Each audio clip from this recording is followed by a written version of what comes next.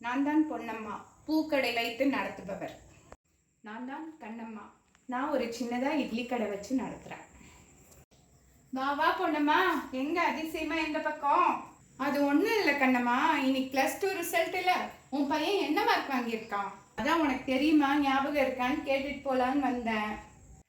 குமார் எல்லாத்துலயும் 80 வாங்கியிருக்கான். வேலு எவ்வளவு வாங்கியிருக்கான்? என்ன பண்றது கண்ணம்மா, நீ நல்ல பையனை பெற்று வச்சிருக்க.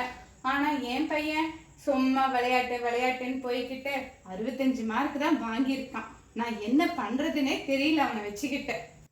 உன் பையனும் நல்ல பையன் தானே, நல்லா ஓடுவான், விளையாட்டு போட்டியில எல்லாம் பங்கேற்று எவ்வளோ நல்ல பரிசுகள்லாம் நிறைய வாங்கியிருக்கான். நீ ஏன் வருத்தப்படுற?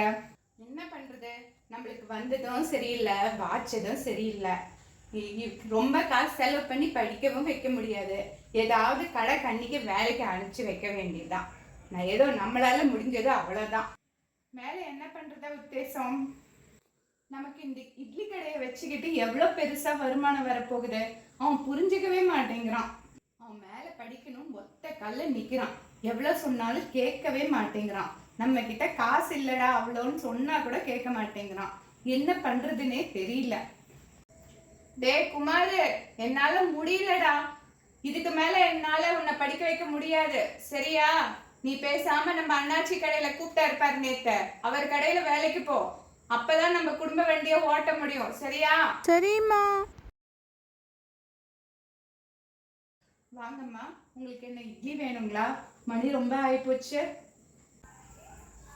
நான் தான் குமாரு வேலு, 2 பேருக்கும் டீச்சர். அவங்க 2 பேரும் எங்க போயிருக்காங்க? குமார் வேலு 2 பேரையும் படிக்க வைக்கல. அவங்க 2 பேரும் அண்ணாச்சி கடையில் வேலைக்கு விடலான்னு இருக்கிறவங்க. என்ன, அவங்க 2 பேரையும் கடைக்கு வேலைக்கு அனுப்பிச்சிருக்கீங்களா? ஏம்மா, அவங்கள மேலே படிக்க வைக்கலையா? என் பையன் மார்க் ரொம்ப குறைஞ்சி போச்சு, அதனால அவனுக்குலாம் சீட்டு கிடைக்குமான்னு தெரியல. ஏய், நீ நம்ம சரோஜா தானே? நம்ம பூஞ்சோலை கிராமத்தில் நம்ம எல்லாம் ஒன்றா 8வது படிச்சுமே, நீ அந்த சரோஜா தானே? நீ கண்ணம்மா தானே? நம்ம பூஞ்சோலை கிராமத்துல தானே நீ படிச்ச? நான் தான் சரோஜா, ஞாபகம் இருக்கா உனக்கு? எவ்வளோ வருஷம் ஆச்சு உன்னை பார்த்து. நல்லா இருக்கியா? எப்படியோ கடனை வாங்கி எங்க அப்பா என்னை படிக்க வச்சதுனால நான் இப்ப டீச்சர் ஆயிட்டேன். நான் இப்ப நல்ல வாழ்க்கையில வசதியா இருக்கேன். ஆனா நீங்க 2 பேரும் பாருங்க, எவ்வளோ கஷ்டப்படுறீங்க. இப்பயாவது உங்களுக்கு படிக்கிறதோட அருமை என்னன்னு தெரியுதா? என்ன பண்றது, எங்க குடும்ப நிலைமை இப்படி ஆயிப்போச்சு.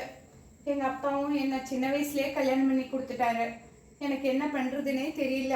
ரொம்ப வருஷத்துக்கு முன்னாடி எங்க குடும்பமும் உங்க குடும்பம் மாதிரி தான் இருந்தது. ஆனா இப்ப நான் படிச்சதுனால எவ்வளவோ வாழ்க்கையில நல்ல வசதியா இருக்கேன்றது உங்களுக்கே தெரியுமே. பாருங்க, பெரியவங்க என்ன சொல்லியிருக்காங்க தெரியுமா? பிச்சை எடுக்கிறது ரொம்ப ரொம்ப கேவலம்னு சொல்லியிருக்காங்க. ஆனா அதை விட கேவலம் என்ன, அந்த பிச்சையே நம்ம ஏத்துக்கிறது. ஆனா அதே பெரியவங்க என்ன தெரியுமா சொல்லியிருக்காங்க? கற்கை நன்றே கற்கை நன்றே, பிச்சை புகினும் கற்கை நன்றே, பிச்சை எடுத்தாவது படி அப்படின்னு சொல்லியிருக்காங்க. இதுல இருந்து படிக்கிறதோட முக்கியத்துவம் என்னன்னு உங்களுக்கு தெரியுது இல்ல? இப்பயாவது நீங்க புரிஞ்சுக்கோங்க. உங்க குழந்தைங்களை நீங்க வேலைக்கு அனுப்பாம படிக்க வைங்க. மேல படிக்க வைக்கணும்னா ரொம்ப காசு செலவாகும், அதுக்கெல்லாம் நம்மளால முடியாதுங்கம்மா. என்ன காசு இல்லாதனால படிக்க வைக்கலன்னு சொல்றியா கண்ணம்மா? பொன்னம்மா, உனக்கும் தான், கேட்டுக்கோ. நம்ம கிராம நிர்வாக அதிகாரி இருக்காரு இல்ல, அவர்கிட்ட போய் நீங்க ஒரு சான்றிதழ் கேளுங்க.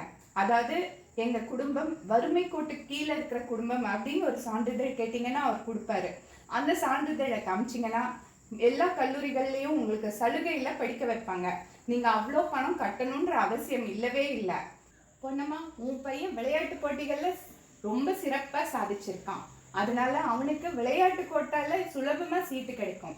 அதனால நீ அதுக்காக எல்லாம் கவலைப்பட வேண்டாம். அந்த விளையாட்டு கோட்டால ஒரு செலெக்ஷன் ஒன்று வைப்பாங்க. அதுல போய் அவன் பங்கேற்றுக்கிட்டு அவன் சாதிச்சான்னா நிச்சயமா அவனுக்கு சுலபமா சீட் கிடைக்கும். நீ வருத்தமே படாத. உங்க படிப்புக்கு நான் கேரண்டி, சரியா?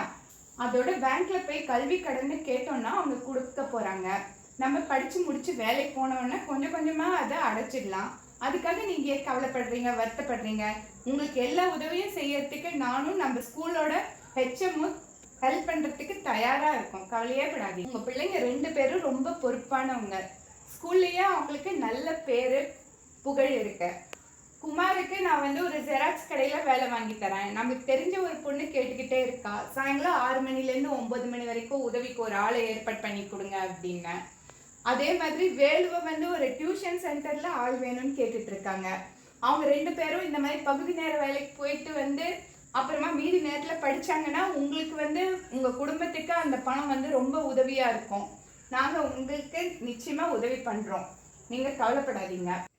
சரோஜா, நீயும் இவ்வளோ தூரம் சொல்ற. நானும் குமார் கிட்ட பேசிட்டு சீக்கிரமா காலேஜ்ல சேர்றதுக்கு ஏற்பாடு பண்றேன். ரொம்ப நன்றி. நீ வந்து சொன்ன உடனே தான் எனக்கு அறிவே வந்துச்சு. இப்பதான் கல்வியோட அருமை எனக்கு நல்லா புரிஞ்சுது. நான் மட்டும் நீ சொல்றத கேட்காம இருந்திருந்தா அவனும் ஏதோ ஒரு சின்ன வேலைக்கு போய் ரொம்ப கஷ்டப்பட்டுட்டு தான் இருந்திருப்பான். இப்ப நீ சொன்னதுனால அவனை படிக்க வச்சு நல்ல பெரிய ஆளாக்க போற. ஆமா, வேலு கூட சொன்னான், ஏதோ கவர்மெண்ட் ஸ்கூல்ல படிச்சாக்க 7.5% இடஒதுக்கீடுன்னு என்னமோ ஒன்று இருக்கான். முதல்ல காலேஜுக்கு போனாக்க முதல் பட்டதாரி அப்படிங்கிறதுக்கும் ஏதோ சலுகை இருக்கான். அதெல்லாம் சேர்த்து முயற்சி பண்ணி நானும் வேலுவை படிக்க வைக்கிறேன். ரொம்ப நன்றிங்கம்மா. நீங்க தான் வந்து எங்க கல்வி கண்ணை திறந்தீங்க. சந்தோஷம். இளமையின் கல் அப்படின்னு தான் பெரியவங்க சொல்லியிருக்காங்க. அதாவது படிப்புல ஒரு தடங்கள் ஏற்பட்டுச்சுன்னா அந்த தடங்களை மீறி சாதிக்கிறவங்களும் இருக்காங்க. ஆனா அந்த தடங்களே இல்லாம பாத்துக்கிறது தான் பெற்றோர்களாகிய நம்மளோட பொறுப்பு. அதனால குழந்தைங்கள நீங்க வந்து படிக்கிறத நிறுத்தாதீங்க. அந்த இளமையில அந்த எந்த கவலையும் இல்லாம அந்த பிஞ்சு மனசுல படிக்கிறது தான் மனசுல நல்லா ஆழமா பதியும். அதனால தயவுசெய்து குழந்தைங்கள வேலைக்கு அனுப்பாதீங்க, படிக்க வைங்க. அது பெற்றோர்களாகிய நம்மளோட கடமை. நன்றி.